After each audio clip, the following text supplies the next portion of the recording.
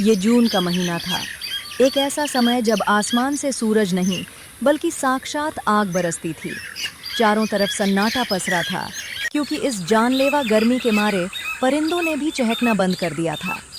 इसी चिलचिलाती धूप में गांव के किनारे एक छोटी सी झोपड़ी के अंदर किशन अपनी किस्मत और इस घातक गर्मी से जूझ रहा था। किशन पसीने से पूरी तरह तरबतर है। छत पर लोहे का एक पुराना पंखा लगा है जो बहुत धीरे धीरे कूं कूं की आवाज करते हुए घूम रहा है और अचानक एक झटके के साथ बंद हो जाता है। हताश होकर पंखे को देखता है और माथे का पसीना पोंछते हुए, हे भगवान, इस कड़कड़ाती धूप में बिजली को भी अभी ही जाना था। बदन ऐसे जल रहा है जैसे किसी ने भट्टी में झोंक दिया हो। किशन उठकर झोपड़ी के कोने में रखे एक पुराने जंग लगे फ्रिज के पास जाता है। वो फ्रिज का दरवाजा खोलता है, लेकिन अंदर सिर्फ अंधेरा और खालीपन है। न लाइट जलती है, न कोई ठंडक है। फ्रिज पूरी तरह बंद पड़ा है। तू भी क्या ठंडी देगा? जब तक पेट में दाना डालने के लिए पैसे नहीं होंगे, तब तक तेरे अंदर बिजली की एक बूंद भी नहीं आएगी। तू भी मेरी तरह बेरोजगार और लाचार खड़ा है। तभी उसकी पत्नी राधा हाथ में खाली मटका लिए अंदर आती है। उसके चेहरे पर उदासी और थकान साफ दिख रही है। किशन, मटके का पानी भी उबलने लगा है। घर में ना तो राशन का एक दाना बचा है और ना ही माँ की बीमारी के लिए दवा के पैसे हैं। तुम दिन भर इस बंद पड़े फ्रिज को क्या ताकते रहते हो? कोई काम क्यों नहीं ढूंढते? राधा, मैं कल भी शहर गया था। पैरों में छाले पड़ गए, पर किसी ने मजदूरी तक नहीं दी। कोई कहता है मंदी है, कोई कहता है तुम्हारी जरूरत नहीं है। समझ नहीं आता क्या करूं। हारकर किशन मदद की उम्मीद लेकर अपने उन दोस्तों के पास पहुंचा जिनके साथ उसने अपना बचपन बिताया था। उसे लगा कि शायद विपत्ति के इस समय में दोस्त ही दोस्त के काम आएगा। विक्की भाई, सोनू, पप्पू, तुम तो जानते हो मेरी माँ बहुत बीमार है। घर में खाने को कुछ नहीं है। तुम लोगों की पहचान शहर में बड़ी दुकानों पर है। प्लीज मुझे कहीं भी कोई भी छोटा मोटा काम दिला दो। मैं दिन रात मेहनत करूंगा। विकी ताश के पत्ते फेंकते हुए जोर से हंसता है। अरे भाई, देखो कौन आया है। हमारे गांव का सबसे बड़ा पढ़ा लिखा बेरोजगार। ओ किशन, इस 45 डिग्री की गर्मी में लोगों के दिमाग पिघल रहे हैं और तुझे नौकरी चाहिए। सोनू कोल्ड ड्रिंक की बोतल दिखाते हुए, अरे विक्की, क्यों बेचारे की उम्मीदें तोड़ रहा है? किशन, एक काम कर, हमारी इस खाली बोतल को ले जा और चौराहे से ठंडा पानी भर कर ला। तुझे 5 रुपए मजदूरी दूंगा। नौकरी चाहिए तो बड़े साहबों के पास जाओ ना। हमारे पास क्यों अपनी गरीबी का रोना रोने आ जाते हो रोज रोज? चलो निकलो यहाँ से, हमारा खेल खराब मत करो। तीनों दोस्त ठहाके मारकर हंसने लगते हैं। किशन की आंखों में आंसू आ जाते हैं।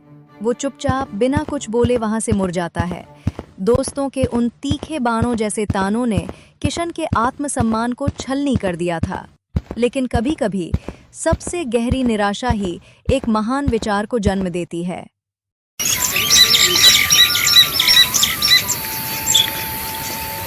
किशन अकेला बैठा और उसी बंद पड़े फ्रिज को एकटक देख रहा है।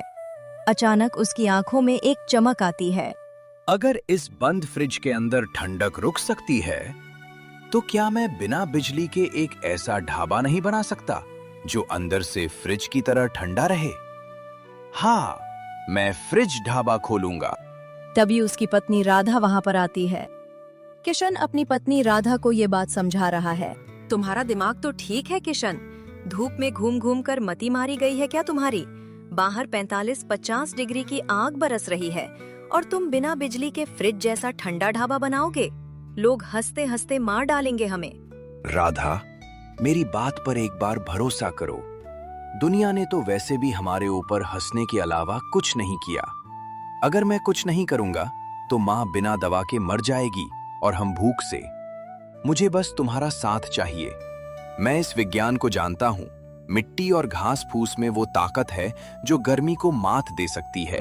राधा किशन की आंखों में सच्चा दृढ़ संकल्प देखकर रोते हुए सिर हिलाती है। ठीक है, अगर आप आग में कूदने को तैयार हैं, तो आपकी ये पत्नी भी पीछे नहीं हटेगी। पर ढाबा खोलने के लिए तो बहुत पैसा चाहिए। हमारे पास तो एक फूटी कौड़ी भी नहीं है। कौन हम पर विश्वास करके इतने पैसा देगा? राधा, हमें जमींदार से कर्ज लेना होगा।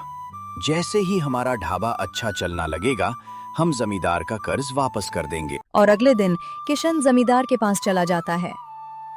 अगर आज ठाकुर साहब ने कर्ज नहीं दिया तो राधा और मैं दाने दाने को मोहताज हो जाएंगे।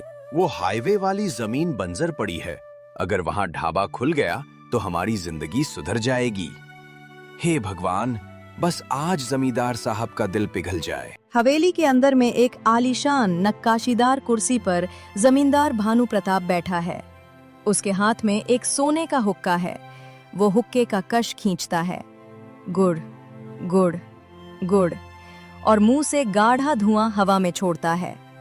किशन डरते डरते हाथ जोड़कर, प्रणाम ठाकुर साहब, मैं किशन हूँ। अरे किशन, आज इस तरफ कैसे रास्ता भूल गए? सुना है तुम्हारी खेती इस बार सूखे की भेंट चढ़ गई, तो अब क्या हमारी चौखट पर रहम की भीख मांगने आए हो? ठाकुर साहब, आप तो माई बाप हैं। हाईवे के किनारे जो मेरी छोटी सी जमीन है, मैं वहाँ एक देसी ढाबा खोलना चाहता हूँ। रात दिन मेहनत करूंगा साहब, बस मुझे 50,000 रुपए के कर्ज की दरकार है। हाँ किशन, मैं तुझे ये 50,000 रुपए कर्ज दे तो रहा हूँ, लेकिन भानु प्रताप का नियम याद रखना। अगर 3 महीने में ये पैसे ब्याज समेत वापस नहीं आए तो ये तुम्हारी झोपड़ी और वो छोटी सी जमीन हमेशा के लिए मेरी हो जाएगी। मंजूर है? मंजूर है ठाकुर साहब। या तो मेरी मेहनत जीतेगी या ये झोपड़ी आपकी हो जाएगी। किशन ठाकुर से 50,000 रुपए का कर्ज ले लेता है। किशन और राधा ने अपनी जान लगा दी। किशन ने एक खास तकनीक का इस्तेमाल किया। उसने ढाबे की दीवारों को तिहरी घास की परतों से बनाया और उसके बीच में पानी की पाइपलाइन बिछाई, जिससे घास 24 घंटे गीली रहे। जैसे ही बाहर की गर्म और सूखी हवा उस गीली घास से टकराकर अंदर आती, वह एकदम ठंडी और बर्फीली हवा में बदल जाती। राधा, देखो, बाहर का तापमान 45 डिग्री है, लेकिन हमारे इस देसी जुगाड़ के अंदर तापमान पूरे 20 डिग्री पर आ गया है। हमारा फ्रिज ढाबा तैयार है। दोपहर की जलती हुई सड़क, एक बड़ा ट्रक ढाबे के आगे आकर रुकता है। ड्राइवर पसीने से तरबतर होकर ढाबे के अंदर आता है। जैसे ही वो अंदर कदम रखता है, उसके चेहरे पर असीम शांति आ जाती है। वो अपनी शर्ट के बटन खोलने ओ तेरी की, भाई साहब, ये ढाबा है या कश्मीर की घाटी? अरे, बाहर तो चमड़ी जल रही है और अंदर आते ही बदन में कंपन होने लगी। ये जादू कैसे किया भैया? सर, ये कोई जादू नहीं है, बस हमारी मेहनत और प्रकृति का देसी फ्रिज है। बैठिए, आराम कीजिए। देखते ही देखते ये बात पूरे हाईवे पर आग की तरह फैल गई। ट्रक ड्राइवर्स, कार वाले, राहगीर, जो भी उस रास्ते से गुजरता, वो फ्रिज ढाबा का नाम सुनकर खिंचा चला आता। ढाबा पूरी तरह ग्राहकों से भरा हुआ है। किशन ने अब मेनू में बदलाव किया था। टेबल पर गर्मा गर्म चाय, बिस्किट, ठंडी कोल्ड ड्रिंक, कुरकुरी नमकीन, चाशनी से टपकती जलेबियां, रंग बिरंगी मिठाइयां और खाने में गर्मा गर्म सब्जी पूरी, तवे की रोटी और बड़े बड़े राजस्थानी टिक्कड़ मोटी रोटियां परोसी जा रही हैं। किशन, आज तो पैर रखने की भी जगह नहीं है। मुझसे अकेले अब बर्तन और खाना संभल नहीं रहा है। मैंने गांव के 2 गरीब और बेरोजगार लड़कों को काम पर रख लिया है। अब उन्हें भी रोजगार मिलेगा और हमारा काम भी आसान हो जाएगा। दूर खड़े होकर विक्की, सोनू और पप्पू ढाबे की रौनक देख रहे हैं। उनके चेहरे ईर्ष्या से काले पड़ चुके हैं। साला, जो कल तक हमारे पैर पकड़ रहा था, आज नोटों की गड्डियां गिन रहा है। इसके इस फ्रिज ढाबा ने तो हमारे सारे धंधे ठप करवा दिए। अगर इसका ये ढाबा ऐसे ही चलता रहा तो ठाकुर का कर्ज तो क्या, ये तो खुद इस गांव का नया जमींदार बन जाएगा। कुछ करो यार।